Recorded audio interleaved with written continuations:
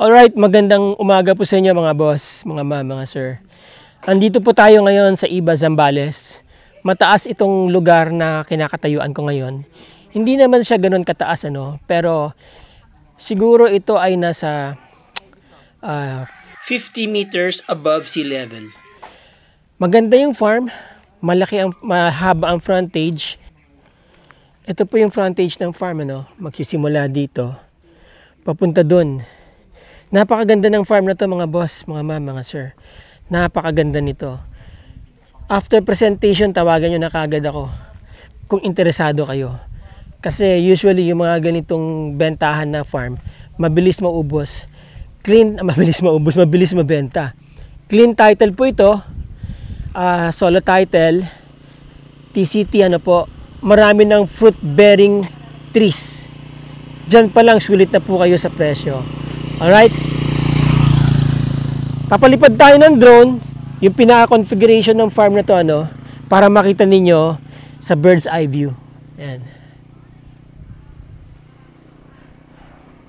Okay, from here, meron siyang around 100 mango trees, And then, doon yung papunta ng bayan sa Iba, downtown, about 10 minutes, nasa downtown Iba na kayo, or 8 to 10 minutes, 10 to 12 minutes, nasa mga resorts na po kayo dyan. Okay.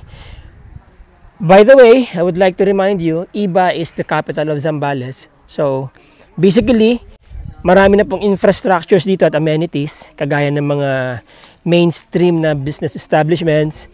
Tapos, syempre, nandito rin yung high-end na hospital at saka provincial hospital. Okay, ito ang gate, eksakto sa sasakyan. May mga structures na po dito sa loob na pwede nyo magamit upon acquisition. Yan ang boundary, po. So, pakikita ko sa inyo yung mga puno nakatanim dito.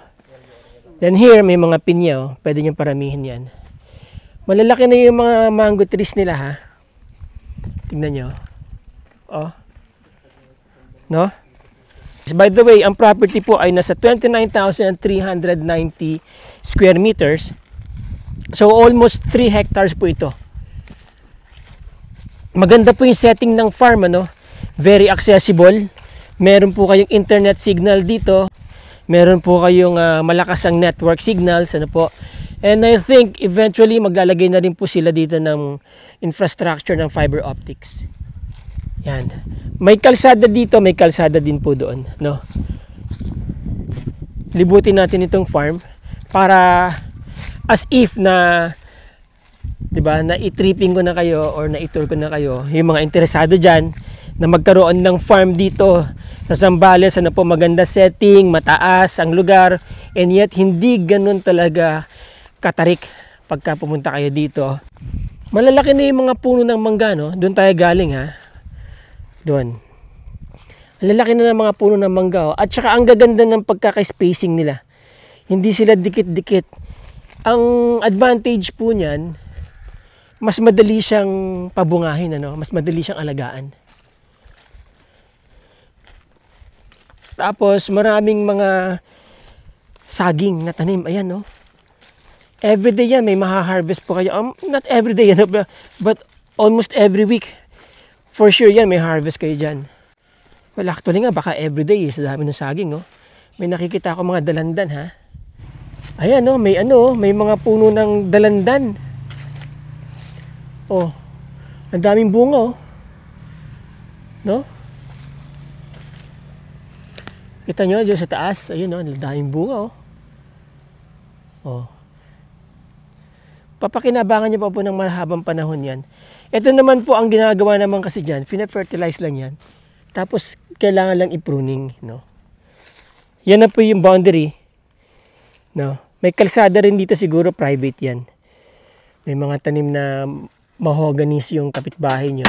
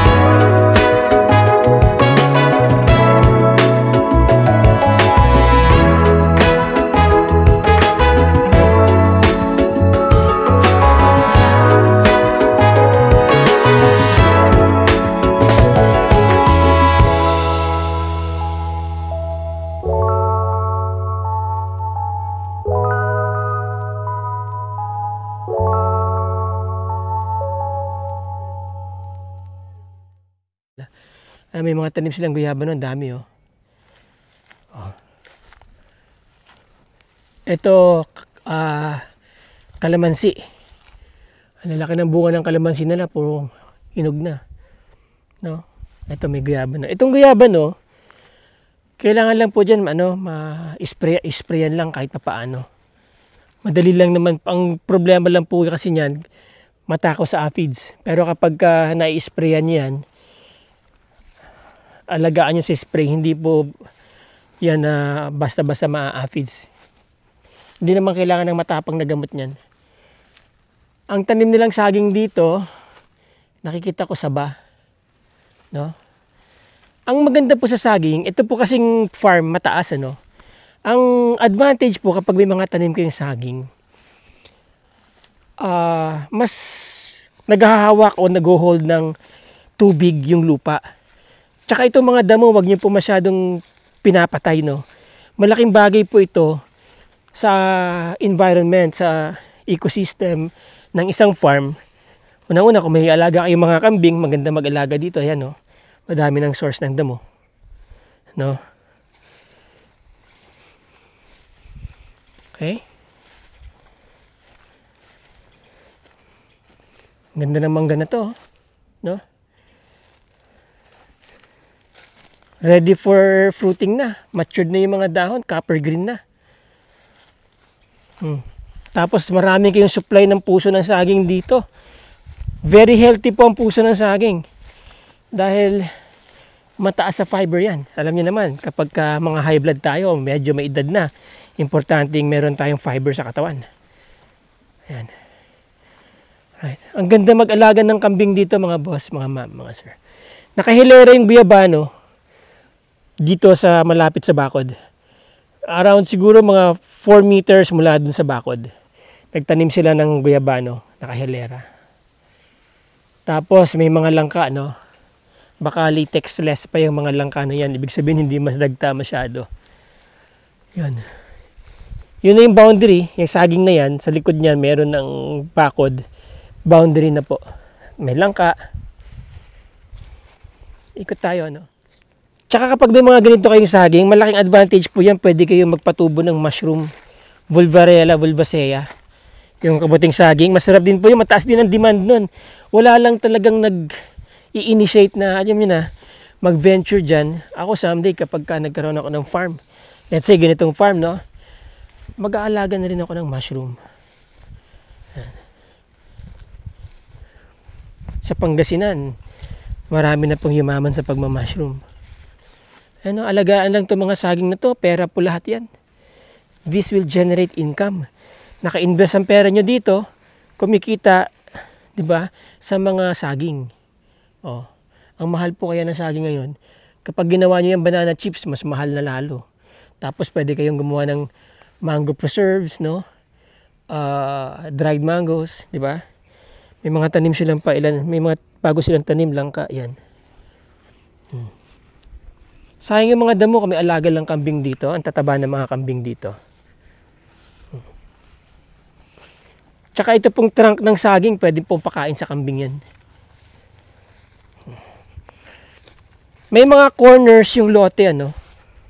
Kagaya nito.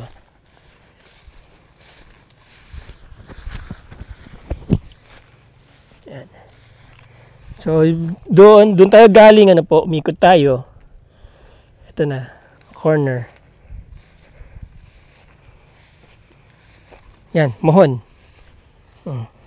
Diba? Okay, papunta doon. Yun, hanggang doon pa yan. Remember, this is 3 hectares. May tanim silang lansones. Ayan, lansones po yan. Ayan, no? May nyog. Alright, dwarf. Aalagaan na lang pala talaga itong mga puno dito. Ayan, no? Nara tree. Ewan ko kung anong puno to. Lalagay ko na lang po dyan sa description yung mga tanim na puno dito, no? Ito, lansones. Ayan. Nara. Lansones. Ano to? Rambutan. Parang rambutan yan. Ito, hindi ako sure kung ano to. Baka mamaya ano to, yung cinnamon, ano? Not sure. Okay? Yan. So, nakakalat yung mga clusters ng saging, ano? Ang ano dito, eventually, yung makaka-acquire nito.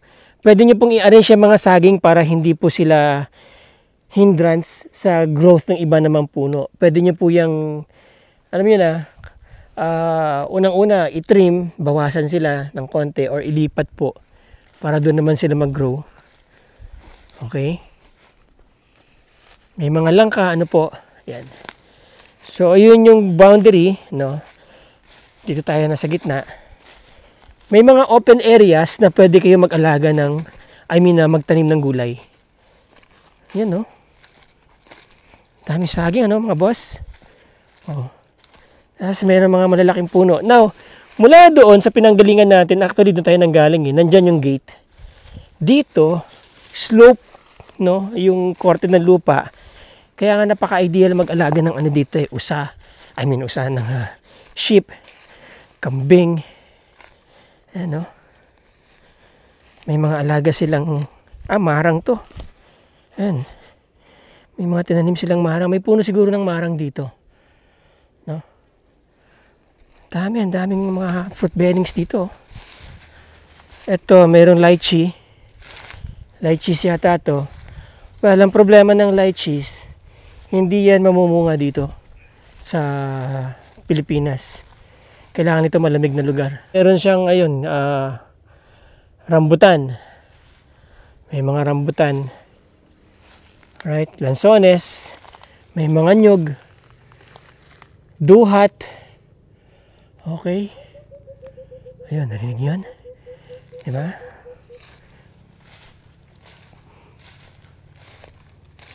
Tukmo, kung tawagin nila dito yan. Ikot tayo, no? Ikot ko kayo sa property. Para kung sakasakaling mag-trippings na kayo dito, alam nyo na. Meron na kayong idea, nakita nyo na kung ano itsura ng farm, no?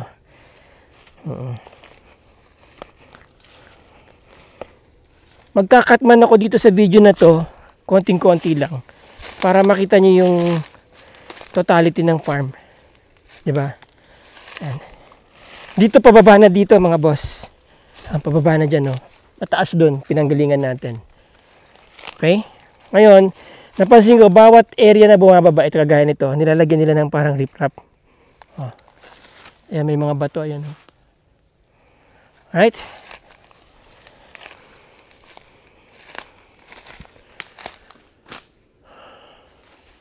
Madami mga fruit bearings, ha?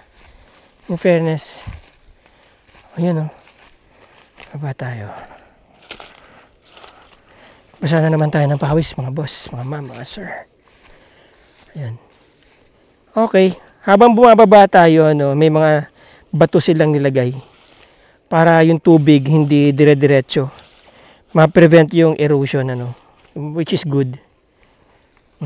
Yan na naman, Ayan. Yan yung bakod. Okay? Yan. Yun, pababa. Tingnan natin baka may ilaw dyan sa baba. Ang gandang i-develop ng farm na to, mga boss, mga ma'am, mga sir. Ang gandang i-develop to into a parang farm resort. Ayan,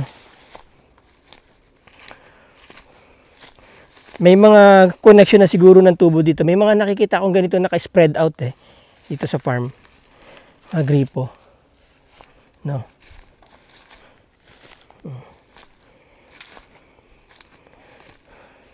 Pababa na tayo ng pababa. Kaya kapag nag-retire kayo, andito kayo sa farm nyo,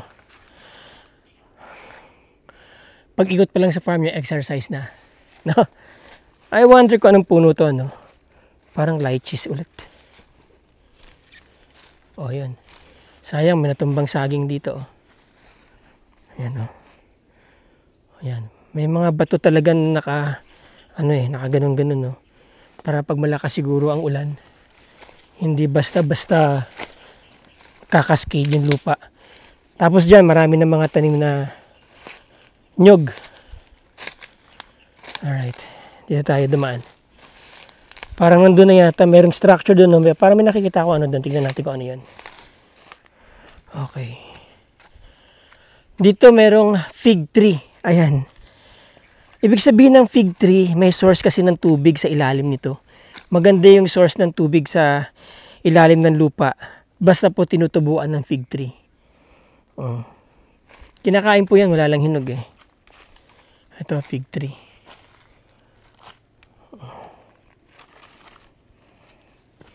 Malaki yung puno ng fig tree, oh. Huwag niyo pong papuputol yan kapag in-acquire niyo itong property. Napakahalaga po niyan, fig tree. Maganda nga po yan, paramihin niyo pa para sabi nila, kapag marami daw tumutubong fig tree o marami kayong tinanim na fig tree, kapag umuulan, nag-iimbak siya ng tubig sa ilalim. Okay. Now, balon siguro to. Nakalak. Palagay ko ito po yung source ng tubig. Yan o. Yan. Right, then dito may mga buho, no. Meron kayong ilang buho dito. Ayan, no. Oh. Ito na po yung bakod, ayan, no. Mapapansin niyo yung bakod. Paakyat doon, tapos ito. Yan. Yan. Papunta doon. Okay. Dito tayo sa gilid, bumaybay, no. Ang daming buho ng fig tree, oh. Alright. Exciting po itong farm, ano, dahil napakalawak niya. Parang ang dami niyong pwedeng i-discover sa farm na to at ilagay, i-develop, no. Pwede kayong mag-alaga ng baboy. Pwede po kayong mag-alaga nga ng kambing, sabi ko. Alaga kayo ng baka, tupa. Napakagandang gawing ano nito, homestead. Ano po? May mga open areas na pwede nyo taniman ng high value crops. Yan. Makapansin nyo, ano yung mga bato? Nakahilera, di ba? Yan.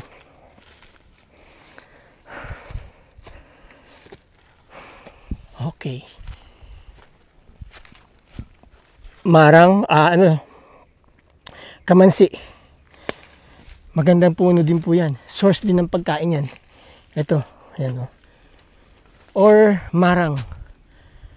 Marang po yata yan. Okay. Pareho po kasi itsura ng marang tsaka ng kamansi eh. Isang pamilya lang yata sila, parang pamilya ng langka. No, may mga mangga, no, all over the place. All over the land. Alright, pabalik na tayo dun. Kung saan tayo pumasok kanina, yan na nakikita ko na yung structure. Dun tayo galing. Umikot po tayo, bumaba tayo. Umakyat tayo dito para makita niyo yung bakod. Ayan, tinuro ko na kayo ha. Inikot ko na kayo sa farm, no? Para kapag umikot kayo, expected nyo na kung ano makikita nyo. Kailangan ko na talaga mag-workout mga boss, mga sir. Ito may mga bayabas ako nakikita dito. Ito, ewan ko kung anong puno to. May mga puno na, ito parang parang rambutan. No? Tapos maraming makahiya, oh. Nung kung kailan may nakita ako foreigner naghahanap ng makahiya. Gagawin daw niyang tsaa. Pero paborito po ng mga kambing yan, makahiya. Pag may kambing ngayon, ubos yung makahiya na yan. Ayan. Ito may bayabas, oh. Ayan, may mga bunga sa taas, oh. Hindi po siya yung native na bayabas, yung malalaking bayabas siya. Oh. Ayan. Alright.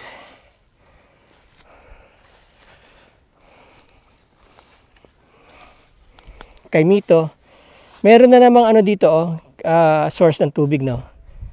Kaya naka spread out po sila. I-acquire nyo na lang to. Tapos ito, open area. Pwede po kayo maglagay dito ng gulayan. no? Yan, tanim kayo dito ng pakwan or melon. Malaking harvest din po yan. Tapos ayan, no? Yung mga, ano to mga to? Ah, chiko. Ang dami ng puno ng chiko. Ayan, no? Wow. Mahal din po ang chiko, ha. Oh. Oh. Namumunga na. No? Ang chiko, matagal siyang mahinog. Mula sa namulaklak siya, no? Halos parang 1 taon yata bago siya mahinog. Para kasi siyang kahoy, no? Pero tuloy-tuloy po yan.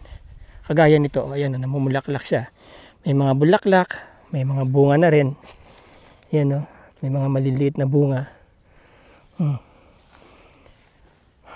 Ma-fertilize lang po ito. Maalagaan ito mga chiko na to. Magbibigay po ng significant income ito dito sa farm. No? It's all about taking care of the plants and good marketing strategy. Yan. Oh, daming chiko, oh. Bihira pa yung mga farm na may mga ganito karaming chiko. In fact, ngayon lang ulit ako nakakita, no? Way back noon sa Palawan pa ako nakakita may mga nag-aalaga ng chiko. Pero ito, may chiko at may mga atis din po dito, ha. Somewhere dyan may mga atis din po.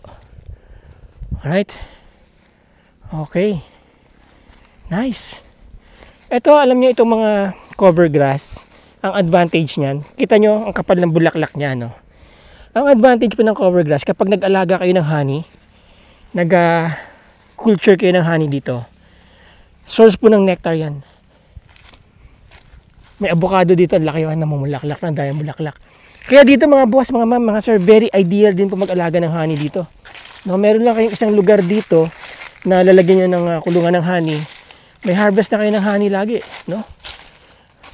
At pwede pa rin maging part ng income ng farm yon. Tapos itong mga pinya, alagaan lang to, spread out lang dun sa gilid. One day mapapansin nyo, namumunga na yan, nag-harvest na lang kayo. Hindi nyo kailangan masyadong alagaan nyo kung hindi nyo namang ima-market, no? Kung personal consumption lang. Pero itong mga kiat-kiat, mga citrus, mga rambutan, ayan, fertilize nyo lang po yan once a year. Magbibigay ng maraming bunga yan. Ayan, no? Tsaka itong mga mangga. Di ba? Yan, may mga structures na po dito, ano? Yan. Pwede nyo gawing bahay ng mga helper nyo dito sa resort, mga helpers, no? Yan, no? Huwag na po tayong pumasok, baka may mga personal things sila dyan. But anyway, I just want you to see na, yan, may mga bahay na dito, yan. Di ba? Yan yung bakod, do. Daanan natin kanina. Alright, tapos, yun nga, mayroong 1, 2, 3 structures. May mga bahay-bahay, no? Dito, tong area na to, pwede kayo magpalagay ng main house ninyo. Naka-setback kayo dito sa bakod para from here, kita nyo yung buong surroundings nyo. Tapos, second floor, para makita nyo rin yung mountain range dyan. Alright? Mga bayabas, no? Tingnan yung lawanit to, ang laki, no? Yung lawanit, gawa po yan sa buho. Pwede kayo magpagawa ng lawanit nyo dahil meron na kayong source ng buho dun sa baba. Diba? Wow! Ang ganda ng lugar na to, mga boss, mga sir. Tanungin natin kung ano yung ano sa baba. Dito may bahay na, ayan. Pwede nyo gawing bahay ng tao niya. Tapos may rubber tree silang tanim doon. May malaking puno ng sampalok dito. Ayan, okay. Alright mga boss, no? Basta tayo ng pawis. Papalit lang ako ng t-shirt, tapos outro na tayo. Lalagay ko po sa description yung mga nakatanim na puno dito. Pero remember, hindi po lahat may lalagay natin sa description, ano? Meron din madidiscover pa kayo na, meron pa lang ganito dito, di ba? Okay.